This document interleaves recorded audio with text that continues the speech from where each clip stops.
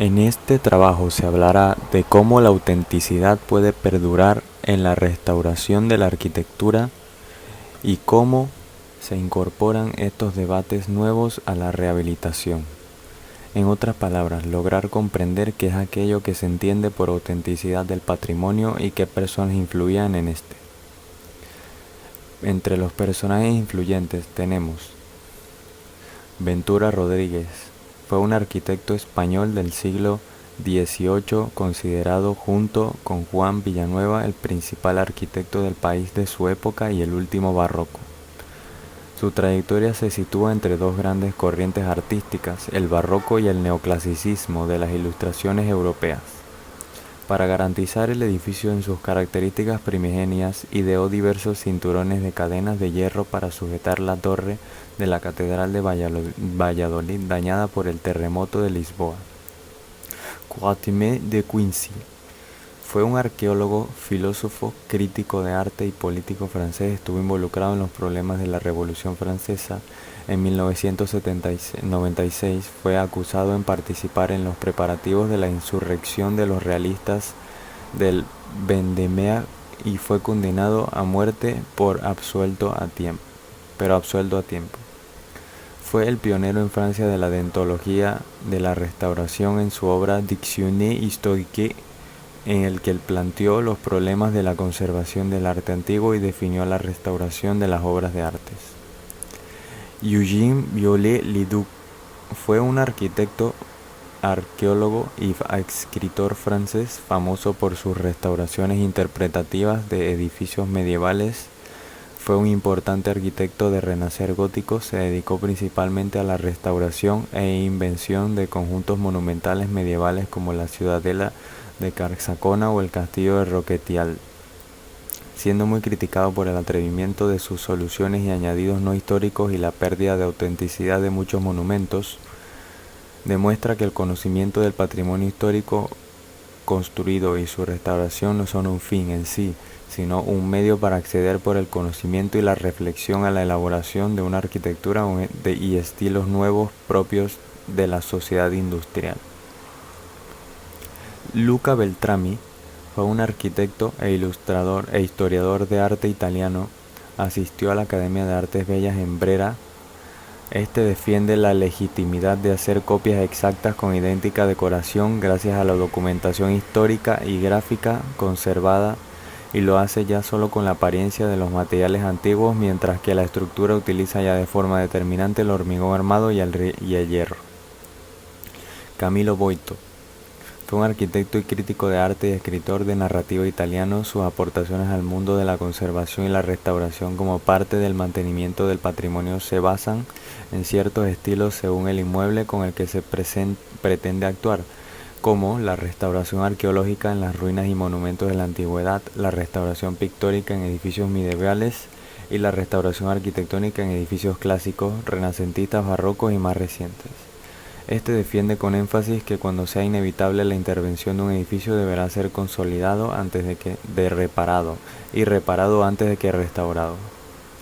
Paolo Marconi defiende la reproducción de l'identifié de manera idéntica al original. No comparte la idea del falso histórico. Este se opone a la simplificación propuesta por Boito. Para Paolo Marconi no existe la autenticidad del material, ya que la concepción y la ejecución de la obra pertenece a distintas personas. Se muestra cercano a la postura de Viollet-le-Duc de intervenir en un monumento antiguo privándonos de la ruina pero proporcionándonos un objeto arquitectónico. Este resalta que no conservamos la materia auténtica, sino la expresión y el significado de la arquitectura. Entre las cartas más importantes de la restauración tenemos la Carta de Atenas de 1931, que esta carta contempla los aspectos más importantes de la conservación y la restauración de la arquitectura y patrimonio urbano. Se destaca la importancia de la conservación frente a la restauración. En caso de realizar una restauración, se deben respetar los estilos y las épocas de cada bien, respetando su fisonomía, al igual que todos los edificios históricos deben cumplir su función. La importancia de la colectividad destacar sobre la propiedad privada. Como es propio de toda restauración, debe hacerse uso de los materiales y recursos de técnicas modernas que se adapten a la necesidad de cada bien, siendo inocuos para éste, igual que irreversibles. Para llevar a cabo una correcta restauración se debe actuar en colaboración con las disciplinas que ofrecen conocimientos sobre diversos campos, como la arqueología, la ciencia y la arquitectura. Tras la realización de las investigaciones necesarias sobre un yacimiento o estos arqueológicos, existe la necesidad de cubrirlos si su conservación y mantenimiento no es posible, y es importante la cooperación internacional, al igual que la educación de los ciudadanos en el conocimiento sobre el patrimonio. En la Carta de Venecia del año 1964 1964, dice que para frenar la reconstrucción indiscriminada de monumentos destruidos durante la Segunda Guerra Mundial se mantiene vigente y no pasa de moda, aseguró que el arquitecto mexicano Carlos Flores Marini, integrante del comité de redacción del documento, el cual cumplirá 50 años en mayo. El texto sigue siendo preciso, incisivo y claro, da lineamientos generales, señala métodos de seguir y explica cosas que puede hacer y dónde frenar la restauración, y cada país se lo apropia y pone sus propios límites, pero es muy claro que en sus enunciados no se permite ninguna duda. Cartas italianas del restauro de 1972-1987. Estas se aplican a todos los objetos de la época y área geográfica que revistan de manera significativa interés artístico, histórico y en general cultural. Forman parte de tal universo de objetos, obras de arquitectura y agregación urbana, ambientes naturales especiales, intereses antropológicos, fáunicos y geológicos, como parques, jardines y paisajes agrarios, instrumentos técnicos, científicos y de trabajo, libros y documentos, testimonios de uso, costumbres de interés antropológico. El conjunto de actuaciones de prevención y salvaguardia encaminadas para asegurar una duración que pretende ser ilimitada para la configuración del material del objeto considerado. El conjunto de actuaciones de conservación al más largo plazo posible, motivadas por conocimiento prospectivo sobre el objeto considerado y sobre las condiciones de su contexto ambiental. En la Carta de Burra de 1979 tenemos que es un manual para la conservación y gestión de los sitios de significación cultural o patrimonio cultural, y se basa en conocimiento y experiencia de los miembros del Comité Nacional Australiano.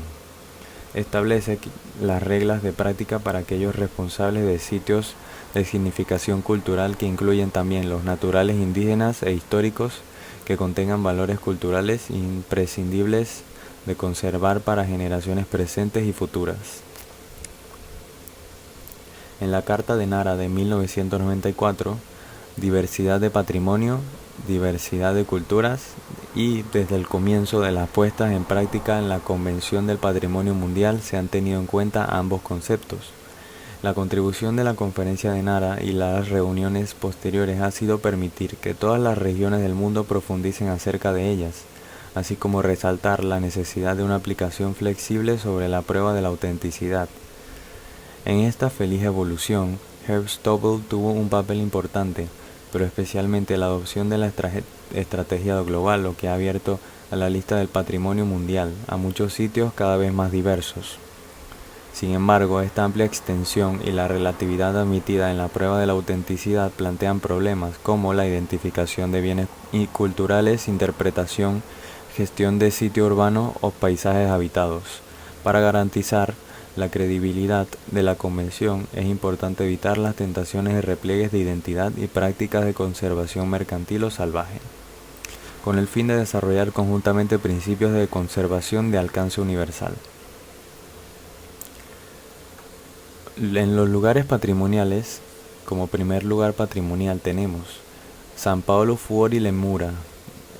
Es una de las 4 basílicas mayores católicas, junto con San Pedro, San Juan Letrán y Santa María la Mayor, y una de las 5 iglesias consideradas como la más antigua de Roma.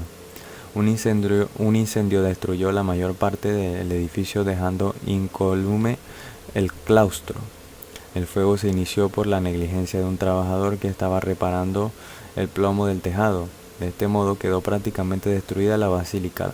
la única entre todas las iglesias de Roma que había conservado su primitivo carácter durante 1435 años, y esta después fue reconstruida. Arco de Augusto de Rimini. El arco de Rimini es un arco triunfal consagrado al emperador Augusto por parte del Senado romano en el año 27 a.C. Es el arco romano más antiguo conservado. Señalaba el final de la vía Flaminia que comunicaba a la ciudad de Rimini con Roma. Coronaba lo alto del arco la estatua de bronce del emperador Augusto, retratado conduciendo una cuadriga. Junto con el puente del Tiberio constituye uno de los símbolos de la ciudad, formando parte del escudo de esta. El templo malatestiano, llamado así por ser el templo de la familia Malatesta, es la catedral de Rimini, Italia. Oficialmente lleva el título de San Francisco, pero tiene un nombre de Segismundo Pandolfo Malatesta, quien encargó la construcción del edificio en el año 1450, diseñado por León Battista Alberti. La estructura proyectada por Alberti no fue completada. El proyecto completado a la realización de una cúpula de las más grandes dimensiones a semejanza de la del Panteón de Roma. Al parecer la intención era que se convirtiera en la mayor cúpula del mundo, superando a la de Santa María la Fiore de Florencia. Sin embargo, nunca se llegó a realizar debido a problemas económicos. Castillo de Alcamo. Es un castillo medieval situado en el centro de la ciudad de Alcamo de la provincia de Trapani, Sicilia, al sur de Italia, desde 1583 y hasta 1589. Tuvo 3 restauraciones. Desde 1828, a raíz de una sentencia del Tribunal de la Justicia del Trapani, el municipio de Alcamo tomó la posesión del castillo y en los años siguientes fue utilizado como sede de oficinas municipales. En 1870 hubo otra restauración. Tras las últimas restauraciones, que son realizadas en 2000 y 2010, ha sido sede del Museo Etnográfico y Stock Histórico Regional de Vinos Cosechados. San Giorgio in Le Bravo. La iglesia está ubicada junto al Arco de Llano en la Rione de Ripa, en el antiguo Velabrum romano.